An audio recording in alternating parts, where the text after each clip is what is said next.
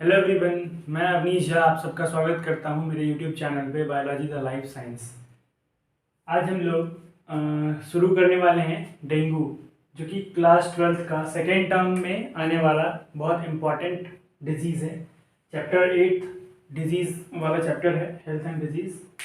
तो हम लोग पिछले क्लास में बाकी डिजीज़ पढ़ चुके हैं, आज शुरू करने वाले हैं डेंगू। ठीक है, तो डेंगू क्या होता है?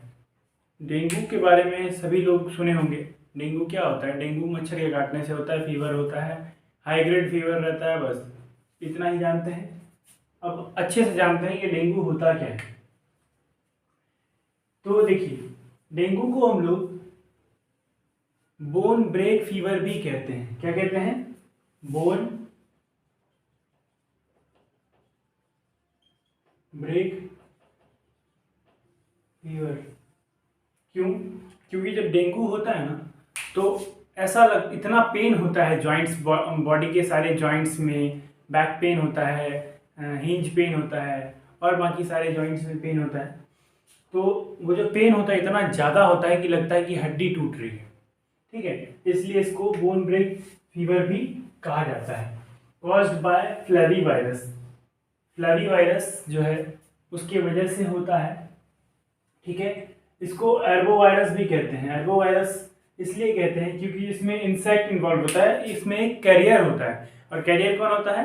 कोई एनिमल या इंसेक्ट, इस टाइप का कुछ भी होता है, तो उसको एर्बो वायरस कहते हैं। तो वायरस का नाम क्या है? फ्लैवी वायरस।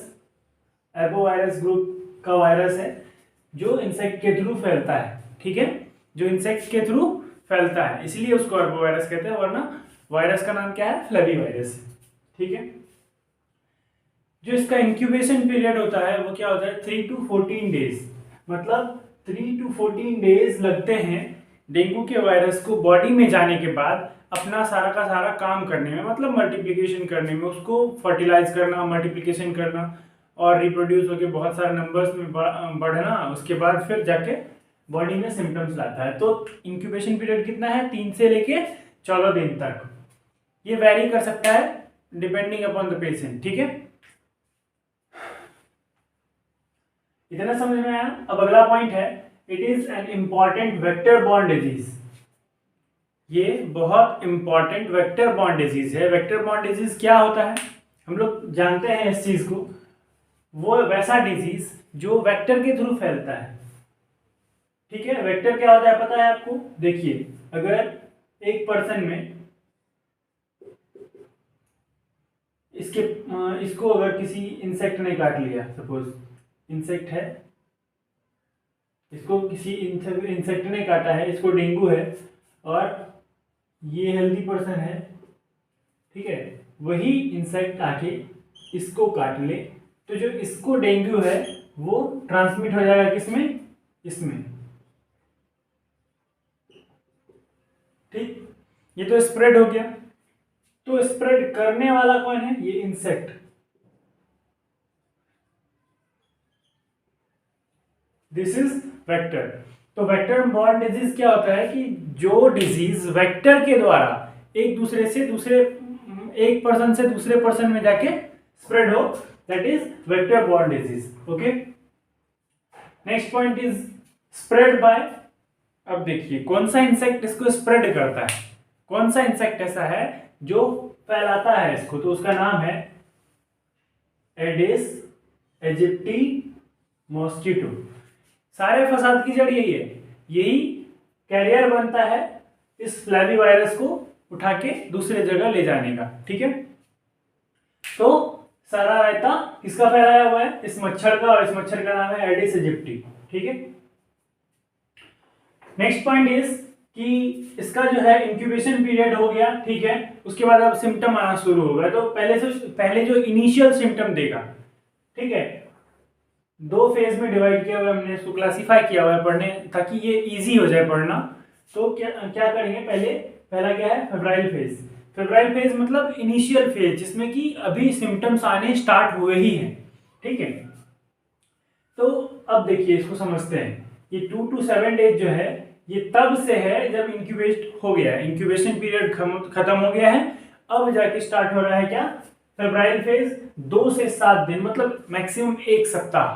1 सप्ताह में जो है इसका सारा सिम्टम आपको दिखने लगेगा। क्या क्या सिम्टम रहेगा कि हाई फीवर रहेगा, फीवर बड़ा हाई रहता है यार, इसमें बहुत हाई फीवर रहता है।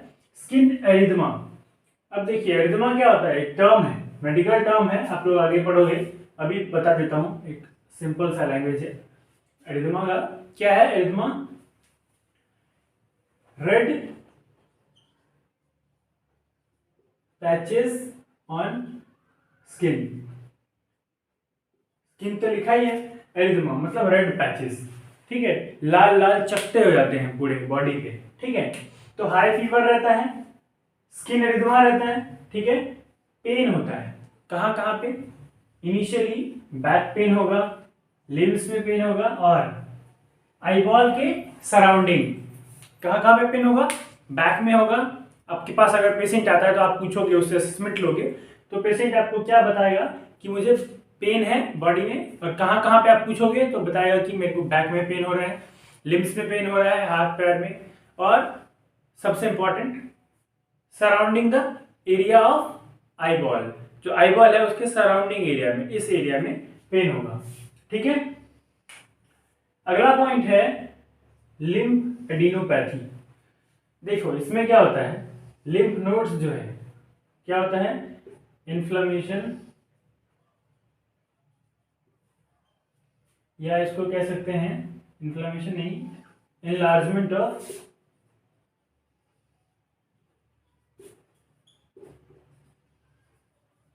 Lymph nodes.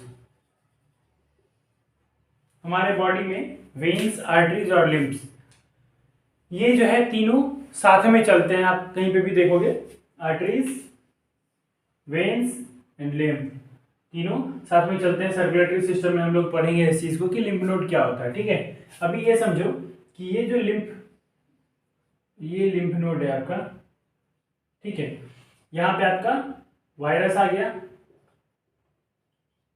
तो लिम्फ नोड में क्या होगा, यहाँ पे डिपोजिशन हो जाएगा किसका, एंटीबॉडी का, इसी की वजह से इसका एनलार्जमेंट होगा। जो लिम्फ नोड है उसमें वायरस लिम्फ में आ गया है, लिम्फ नोड में वायरस आ गया है, कौन सा, फ्लैवी वायरस, वहां पे मल्टीप्लिकेशन कर रहा है। तो हमारे बॉडी में फॉरेन सब्सटेंस जब भी आता है तो क्या होता है, हमारा बॉडी का मैकेनिज्म क्या है कि एंटीबॉडी जनरेट करता है। तो यहाँ पे बहुत सारा एंटीबॉडी पहुंच के क्या करेगा, उसको रोकने की कोशिश करेगा, इसके वजह से यहाँ पे डिपोजिशन ज्यादा होगा, तो इसकी वजह से ये एनलार्जमेंट हो जाएगा इसका, ठीक है, ये बड़ा हो जाएगा। तो लिम्फेडिनोपैथी समझ में आया। अर्थराल्जिया, देखिए इस टर्म में ही मतलब है, अर्थरा का मतलब होता है जॉइंट, अर्थरा का मतलब होता है जॉइंट, एंड एल्जिया का मतलब होता है पेन, ठीक है। जैसे कि न्यूरल्जिया मतलब न्यूरल पेन, अर्थराल्जिया जॉइंट पेन, ठीक है। ऑस्टियोआर्थराइटिस मतलब अर्थरा मतलब जॉइंट, और आइटिस का मतलब इन्फ्लामेशन, है ना। तो इसका मतलब होता है जॉइंट पेन होगा। अब कौन कौन से जॉइंट में होगा, तो जितने भी बॉडी के जॉइंट्स हैं, एल्बो जॉइंट हो गया, रिस्ट जॉइंट हो गया, शोल्डर जॉइंट हो गया, pelvis, hip joint and knee joint, ankle joint, ये सारे जॉइंट्स में पेन होना स्टार्ट हो जाएगा, बैक पेन होगा, ठीक है। अब देखिए इतना समझ में आया कि डेंगू क्या होता है, बड़ा ही खतरनाक फीवर होता है। उसमें क्या होता है कि जो फ्लैवी वायरस है वो स्प्रेड होता है किसके थ्रू, एडिस एजिप्टी मॉस्किटो के थ्रू। एडिस एजिप्टी मॉस्किटो जो है ये क्या करता है, फैला देता है उस वायरस को, ये कैरियर बनता है। इंक्यूबेशन पीरियड 3 से 14 दिन का होता है, ठीक है। इसको बोन ब्रेक फीवर के नाम से भी जाना जाता है, ठीक है। Most important vector borne disease है, ठीक है। सिम्टम्स क्या क्या आते हैं फेब्राइल फेज में, high fever, skin erythema, pain in back limbs surrounding area of eyeball, lymphadenopathy और अर्थराल्जिया, ठीक है। सारा समझ में आ गया। अब नेक्स्ट है क्रिटिकल फेज। देखो नाम से ही पता चल रहा है क्रिटिकल फेज, मतलब अब जो है डेंगू नेक्स्ट एडवांस स्टेज में पहुंच चुका है, मतलब ट्रीटमेंट प्रॉपर नहीं हो पाया, या फिर जो भी समझो अब जो है अगला 3 से 8 दिन ये बहुत भयानक होने वाला है। अब पेशेंट को हॉस्पिटलाइज करना पड़ेगा। क्यों? देखो, हाई ग्रेड फीवर तो रहेगा ही रहेगा, 38 degree Celsius to 39 degree Celsius, ठीक है। अब देखो ल्यूकोपीनिया, अब सोचोगे कि बहुत भयंकर टर्म्स बता रहे हैं, थ्रोम्बोसाइटोपिनिया, ल्यूकोपीनिया, ये सब सोचने की जरूरत नहीं है। देखो बहुत सिंपल सा मीनिंग है इसका। ल्यूकोसाइट्स, ब्लड जो है, ब्लड सेल्स 3 टाइप के होते हैं, एरिथ्रोसाइट,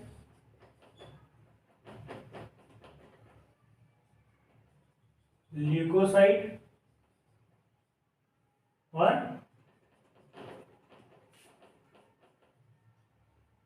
थ्रोम्बोसाइट, ठीक है।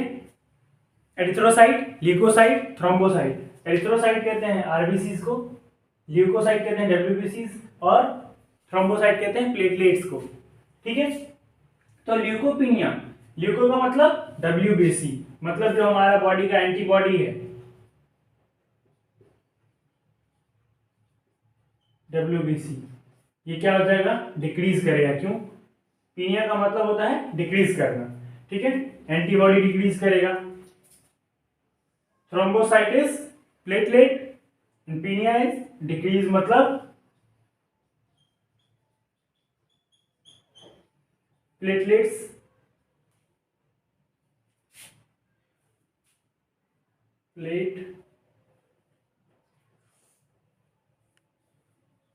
प्लेट्स डिक्रीज करेगा, ठीक है। ल्यूकोपीनिया होगा, थ्रोम्बोसाइटोपिनिया होगा। अब जानते हो क्या होगा नेक्स्ट? इसके बाद अगर तब तक ट्रीटमेंट नहीं लिया तो क्या होगा? थ्रोम्बोसाइटोपिनिया क्यों होगा, पहले ये जान लो। ल्यूकोपीनिया और थ्रोम्बोसाइटोपिनिया क्यों होगा? क्योंकि जो हमारा बोन है, यहाँ पे हम लोग बनाते हैं डायग्राम,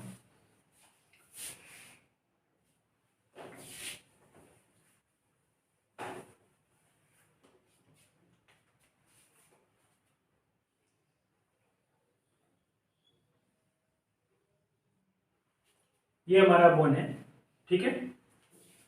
इसके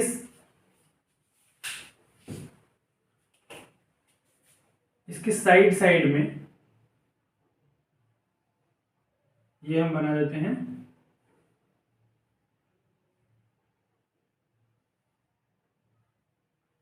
स्ट्रोमल सेल्स।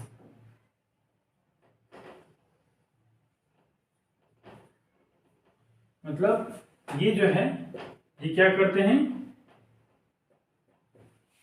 प्रोडक्शन ऑफ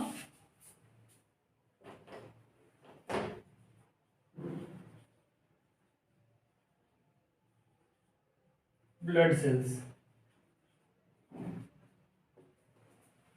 तो जो बोन का जो स्ट्रोमल सेल्स है, वायरस तो बोन में भी पहुंचेगा ना भैया, तो क्या करेगा ना कि जो प्रोडक्शन ऑफ ब्लड सेल्स है वो एकदम डिक्रीज कर देगा। जब डिक्रीज हो जाएगा ब्लड सेल्स का, मतलब ब्लड ही प्रोड्यूस नहीं हो पा रहा है ठीक से, बॉडी में ब्लड का बनना ही कम हो गया है, तो ल्यूकोपीनिया और थ्रोम्बोसाइटोपिनिया तो होना ही है। तो इनके होने की वजह से आपको नेक्स्ट चीज कॉम्प्लिकेशन क्या होगा पता है? Hypovolaemic shock. क्यों?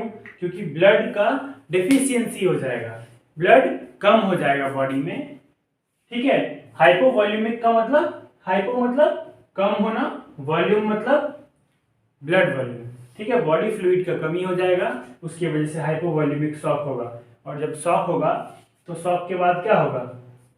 आदमी का बॉडी फंक्शन फॉल हो जाएगा, फिर नेक्स्ट बीपी फॉल हो जाएगा, फिर नेक्स्ट डेथ। समझ में आ रहा है? ल्यूकोपीनिया, थ्रोम्बोसाइटोपिनिया होने की वजह से क्या होगा? बॉडी फंक्शन, ब्लड प्रेशर सारा का सारा डिक्रीज करेगा, और इसके डिक्रीज करने की वजह से हाइपोवॉल्यूमिक शॉक होगा और लास्ट में डेथ भी हो सकता है, और ज़्यादा चांस है डेथ हो ही जाएगा अगर पेशेंट को सही समय पे हॉस्पिटल नहीं ले गया, अगर प्रॉपर तरीके से ट्रीटमेंट नहीं हुआ तो उसका डेथ हो ही जाएगा। ठीक है, डायग्नोसिस क्या करेंगे हम लोग? डायग्नोसिस बहुत सिंपल है, कुछ नहीं कराना है, प्लेटलेट काउंट कराइए, प्रोफाइल कराइए, सीबीसी कराइए, इसी में पता चल जाएगा आपको कि प्लेटलेट का काउंट सही है या नहीं है। सिंपल सा बात है, डेंगू होगा प्लेटलेट काउंट गिरेगा, तो प्लेटलेट काउंट चेक कराएंगे आपको पता चल जाएगा, सीबीसी कराएंगे, डब्ल्यूबीसी, उसमें पता चल जाएगा आपको। ठीक है, चलिए अब हम लोग मिलते हैं नेक्स्ट क्लास में, नेक्स्ट टॉपिक चिकनगुनिया पढ़ेंगे हम लोग। ठीक है, जिन लोगों ने वीडियो को लाइक नहीं किया लाइक कर दीजिए, चैनल सब्सक्राइब कर लीजिए और बेल आइकन दबा दीजिएगा ताकि नेक्स्ट वीडियो जैसे ही आए आपको सबसे पहले मिले। ठीक है, चलिए बाय बाय।